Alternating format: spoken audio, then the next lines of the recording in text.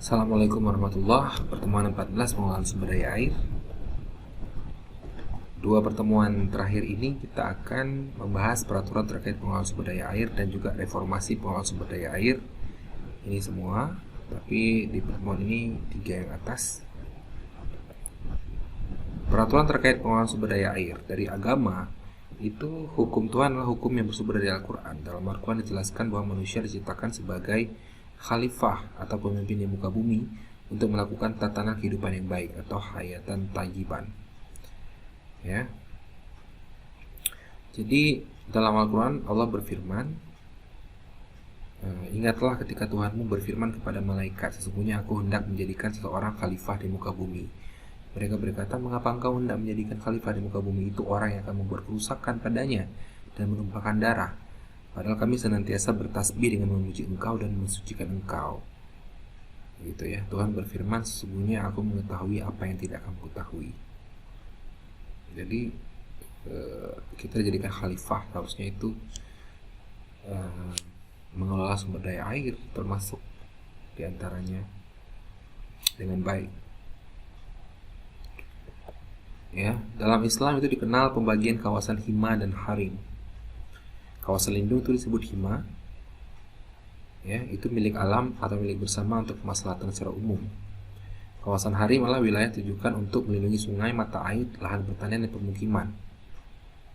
Nah, jadi ini dilindungi, ya, ada hima, ada harim, berarti memang dari awal ada daerah-daerah yang harus dilindungi. Ya. Contohnya di hima ini Nabi melarang mengolahnya karena tanah tersebut dilindungi untuk kemaslahatan umum dan kepentingan kelestarian. Oke. Kemudian sumber hukum dari negara ada Undang-Undang Nomor 23 Tahun 97 pengelolaan lingkungan hidup. Ya. Ada sumber daya alam, pengertian sumber daya buatan dan lain. Ada juga beberapa peraturan perundangan yang terkait dengan pengelolaan lingkungan hidup. Selain yang tadi ada Undang-Undang Nomor 24 Tahun 1992 yang mengatur daerah sepadan sungai, ada beberapa peraturan alur sungai, industri yang mengeluarkan air limbah, ya, ada peraturan yang mengatur kawasan pertanian, perkebunan, hutan dan lain-lain. Dan dalam perjalanannya peraturan-peraturan tersebut dapat diganti dengan peraturan yang lebih baru. Ini contohnya sungai. Itu banyak sekali peraturan sebenarnya kalau kita mau teliti. PP 47 tahun 97 tentang tata ruang nasional. Ada Kepres tentang kawasan lindung yang mana-mana jadi dilindungi. Ini ada juga PP 63 2002 dan Instruksi Mendagri 14/1988 ini mengatur tentang pengelolaan kualitas air dan pengendalian pencemaran air. Atau ini ya. Oke. Ini tentang hutan kota tepi sungai. Nah, ini jarak-jarak sempadan itu dari PP dan Permen. Banyak sekali. Ada penetapan garis sempadan, ada perlindungan pelestarian sungai sebagai sumber air, penetapan pengelolaan dataran banjir dan daerah retensi air, larangan mengubah aliran sungai, larangan membuang benda, bahan padat dan atau cair ataupun limbah ke dalam ataupun di sekitar sungai. Ya. Sepadan sungai itu 50-100 meter di luar kawasan permukiman. 10-15 meter di dalam kawasan pemukiman. Jadi kalau di kawasan pemukiman maka harus ada 10-15 meter sungai atau itu semacam ruang sebelum adanya sungai. 10-15 meter. Jadi kalau di Jakarta itu banyak yang sudah berumah itu memang di atas sungai. Jadi sempadan sungainya nggak ada lagi. Tapi kalau di luar kawasan pemukiman dibutuhkan 50 meter sampai 100 meter. Ini sudah masuk ke Kepres 32 tahun 90, mungkin ada yang barunya bisa kita cek lagi nanti. Sepadan danau 5-100 meter, sepadan mata air 200 meter, sudah diatur semuanya ya. Nah, ini juga nih sungai, yang mengatur sungai ini peraturannya muka air normal berapa, muka air banjir berapa, ini jarak sepadan sungai, kemudian air limbah, bagaimana pertanian perkebunan di sini diatur. Jadi sebenarnya sudah ada. Nah, kita masuk ke reformasi konsep pengelolaan das. Das yang rusak itu indikasi terjadinya perubahan mendasar dari ekosistem tersebut ataupun habitat, ya. Das yang rusak itu berarti terjadi erosi di hulu, sedimentasi di hilir, keringan di hulu, banjir di hilir, dan longsor berbagai tempat. Jadi das itu sudah dibilang kritis. Das yang rusak, seluruh atau sebagian komponennya nggak ditemukan lagi atau hancur. Oke. Das yang sehat itu berfungsi sebagai penyimpan sumber air dan berfungsi untuk konservasi air dan tanah. Jadi di sini harus ada, kalau memang das yang selama ini dikelola itu masih terus-menerus rusak, sumber daya air berkurang, ya, maka perlu reformasi pengelolaannya. Jadi reformasi dalam pengelolaan das yang perlu ditekankan adalah das harus dipelihara dan dijaga dengan serius. Jadi perkembangan tiap jengkal area das harus terdeteksi, misalnya ada yang berubah total lahan, sesuai nggak dengan peraturannya. Jadi perlu usaha preventif dan kuratif. Kalau preventif mencegah, kalau kuratif itu setelah terjadi harus diapain nih? Diperbaiki kah? Atau ditegakkan hukumnya dan lain-lain. Nah, ini adalah das yang kritis, rusak, vegetasi tidak ada, ya, kemudian tidak hijau, ya, langsung kelihatan rusak. Tapi ini das yang sehat. Das yang sehat itu vegetasinya bagus, terus ini ada terracing, ya, ada terracing. Jadi kalau air mengalir ini tidak tidak mengerosi, ya, dia bertahan di atas yang datar ini untuk menyerap. Kelebihannya mungkin akan jatuh sedikit, seperti itu. Ini adalah ilustrasi pengolahan das yang bijak dengan konsep ekohidrolik untuk konservasi tahanan air. Jadi hutan yang sehat, hutan harus tidak boleh gundul di sini, ya. Teras sering untuk di daerah lereng seperti gambar sebelum ini. Nah, permesinan sebenarnya digunakan di daerah landai dan tidak memotong kontur. Kalau pakai permesinan baik itu mesin bajak sawah, ya. Tanaman tepi sungai harus ada untuk pelindungan sungai sekitarnya. Ada sistem tumpang sari di sini. Penanaman yang mengikuti kontur, tanaman pembatas lahan pertanian, tanaman pohon atau penahan angin, gitu, ya. Jadi dengan pengelolaan yang bijak akan mendukung kelestarian ekosistem alamiah. Dan hasil panennya melimpah, air yang sehat, tidak ada banjir. Jadi kehidupan atau lingkungan yang lebih baik untuk kita semua. Reformasi konsep siklus hidrologi menjadi siklus ekohidrologi. Nah, ini silakan dibaca sendiri apa perbedaannya.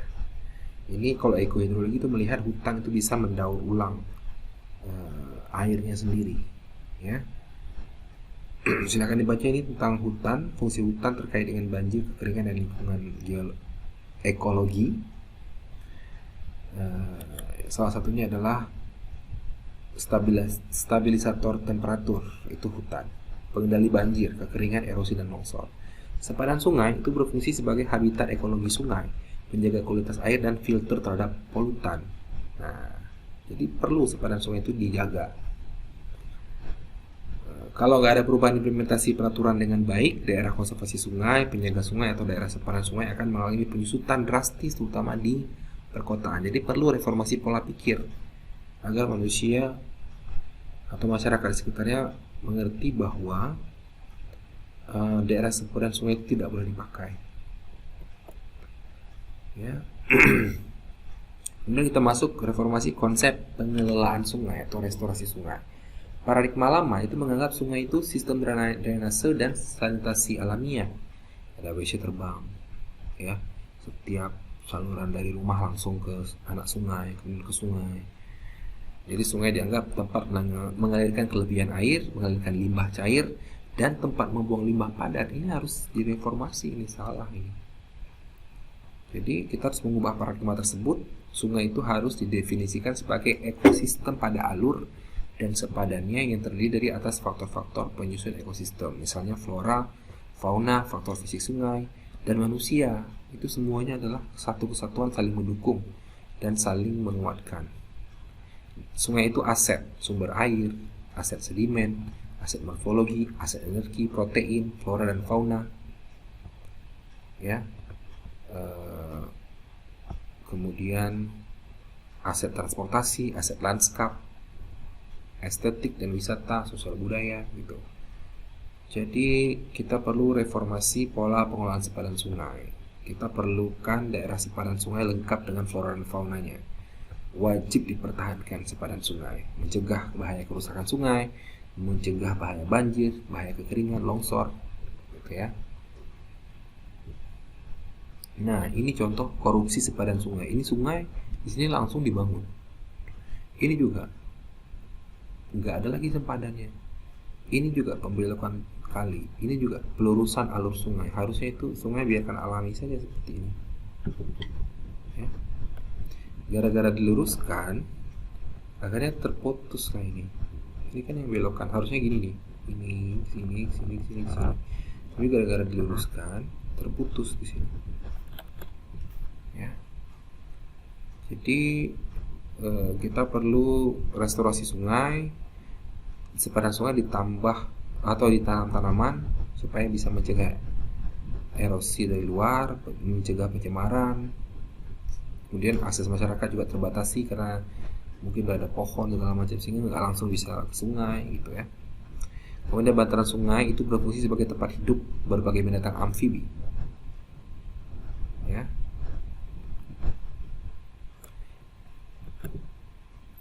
Kemudian fungsi utama sepadan sungai silakan dibaca sebagai apa saja dia, sebagai habitat, sebagai sumber material organik, penahan atau barrier dan lain-lain. Reformasi konsep pengelolaan sungai juga termasuk reformasi pola pikir sudetan dan pelurusan alur sungai. Jadi sungai-sungai yang mengalami sudetan atau diluruskan itu akan terdegradasi kualitas dan kuantitas airnya. Ya. Kemungkinan terjadi pada sungai yang diluruskan itu sungai yang alaminya yang itu membelok itu menjadi mati, airnya nggak bergerak. Ya. Jadi apa fungsi sungai yang berekolog itu? Nah, itu namanya minder ya. Bukan minder nggak percaya diri, tapi ini dia minder. Pada sungai alami, minder pada sungai alami itu untuk mengerem laju kecepatan air sebelum masuk ke daerah hilir. Kalau ada banjir, karena dia seperti ini, jadi banyak gesekan, banyak belokan, itu kecepatan kekuatan airnya itu berkurang. Bayangkan kalau lurus, seperti banjir bandang misalnya. Nah, itu lurus aja langsung makin cepat air banjir bandangnya lewat misalnya. Jadi dampak negatif lurusan adalah mati alur sungainya, meningkatnya laju erosi, sedimen akan menumpuk di bagian hilir, akan terjadi pendangkalan di daerah hilir. Ada ancaman kekeringan dalam jangka panjang karena daerah hulu nggak bisa meresap air. Kalau airnya lama bergerak, itu kan air akan masuk ke tanah. Tapi kalau cepat bergerak gara-gara lurus, itu akan menyebabkan kekeringan. Jadi kita perlu melakukan reformasi pikiran, diarahkan ke pola pikir ramah lingkungan. Jadi kita konservasi alur alamiah sungai sebagaimana kondisi alamiahnya. Ya. Kalau sesuai kondisi alamiah, maka ekosistem sungai terjaga, morfologi sungai terjaga, banjir di hilir diredakan, kekeringan di hulu dapat dikurangi, ya, banjir dapat dikurangi sepanjang sungai, gitu. Jadi perlu membangun ekosistem sungai yang sehat. Oke.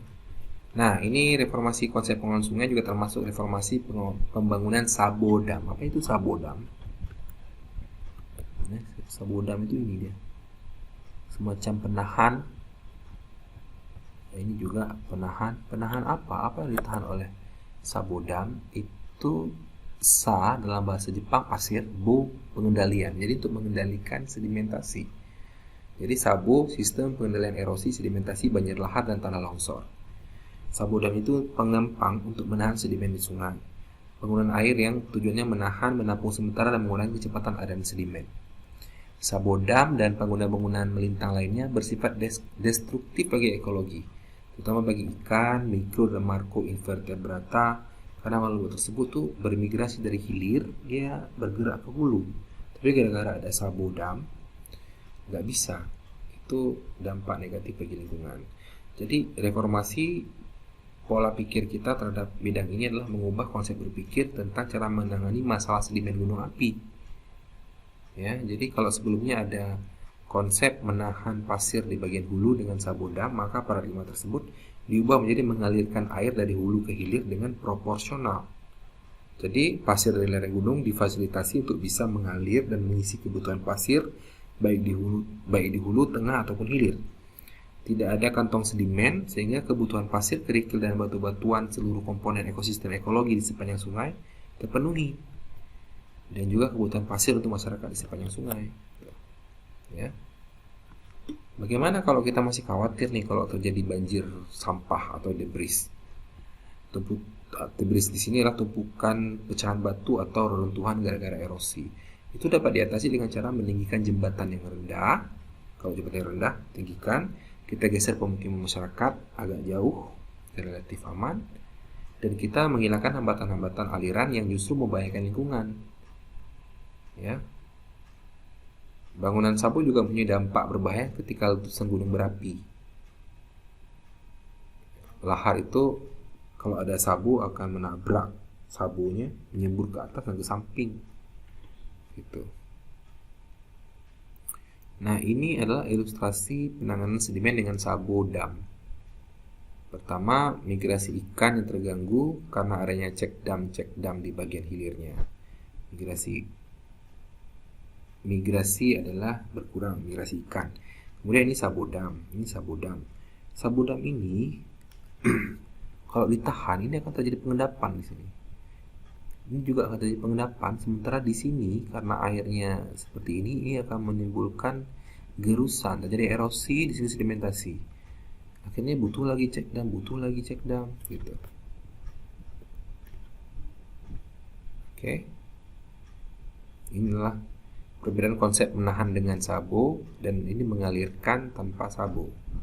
Pemukiman yang berbahayanya ini dipindahkan lebih jauh, jembatan ditinggikan, jadi nggak pakai lagi sabodam, biar saja dia mengalir dengan alami. Nah, ada lagi informasi konservasi sungai, reformasi konsep transportasi sungai. Ini penting ya. Ini silakan membaca sendiri. Kalau transportasi sungai ini perlu kita kembalikan ini transportasi sungai. Ya, coba kamu pikirkan di mana sekarang kamu pakai transportasi sungai. Jadi 40 tahun sampai tahun 2000 pemerintah sangat terfokus pada kebijakan pengembangan lalu lintas darat. Jadi transportasi sungai sudah mulai ditinggalkan. Padahal di negara-negara Eropa, coba kamu lihat negara-negara besar, ada sungai nggak? Diapain sungainya? Jadi tempat wisata kah? Ada nggak kapalnya? Ada nggak perahunya? Ada nggak yachts-nya? Coba kamu bandingkan. Ada, semuanya ada. Di London ada sungai Thames, di Paris ada sungai, di Ceko, di Praha ya. Kemudian di Jerman, Amerika Serikat, dan lain-lain itu malah menjadi pusat wisata. Tapi kalau kita malah nggak ada sekarang transportasi sungai, ya, apalagi dijadikan tempat wisata, itu nggak ada. Ya, Amsterdam, nah, itu kan kanal semua Amsterdam. Venice apalagi ya, Kanada, Skandinavia gitu. Padahal sebenarnya ini sungai kan itu banyak sekali di Indonesia, justru harusnya dikembangkan juga sebagai transportasi karena banyak hal-hal misalnya kapasitas angkut barang yang besar. Kalau pakai sungai lebih bisa dibawa daripada pakai truk. Misalnya kapal barang dengan panjang 110 meter dan lebar 10 meter dapat menggantikan 87 truk sekali bawa atau 50 gerbong kereta api. Jadi bisa hemat bensin, hemat tenaga kerja gitu. Nah, salah satu penyebab hancurnya kualitas sungai dan menjadi tempat pembuangan sampah dan limbah adalah karena sungai nggak dimanfaatkan secara optimal sebagai sarana yang murah untuk transportasi atau rekreasi. Jadi kalau kita bangun transportasi wisata air, kualitas air terjaga karena transportasi sungai akan menjaga kebersihan alur. Kalau tempat wisata tentu akan terus dibersihkan, gitu ya. Kalau transportasi air tidak dikelola dan tidak dikembangkan sedini mungkin, banyak sungai yang saat ini sebenarnya bisa digunakan sebagai sarana transportasi pada masa depan udah nggak mungkin lagi, gitu. Ya, misalnya karena jarang kita pakai transportasi air, jembatan rendah-rendah sehingga kalau kita mau bangun agak susah karena kan kapal butuh jembatan yang tinggi supaya bisa melewat, gitu ya. Itu salah satu caranya. Kemudian reformasi konsep drainase menjadi ekodrainase. Jadi ini secara umum saya jelaskan bahwa selama ini konsep drainase konvensional adalah melewatkan air secepat-cepatnya. Kalau ada turun hujan, air itu harus dibawa secepat-cepatnya ke badan air. Harus dibuang istilahnya. Padahal harusnya harus disimpan atau diserapkan. Ekodrainase ini kita mengelola kelebihan air dengan berbagai metode, menampung air hujan ke tampungan-tampungan buatan atau badan-badan air alamiah, meresapkan ke dalam tanah air hujannya, menyimpan air hujan di permukaan untuk langsung digunakan, atau mengalirkan ke badan air yang ada tanpa menambah beban badan air yang bersangkutan, gitu ya. Drainase konvensional mendatangkan banjir, tapi kalau ekodrainase ini malah menyimpan air untuk saat-saat kita perlukan. Ya. Konsep trap ini di ekodrainase, tampung, resapkan ke dalam tanah, alirkan sisa dari yang kita tampung itu, sisanya kita alirkan aja. Kemudian pelihara sistem-sistem drainase. Ya. Terima kasih. Assalamualaikum.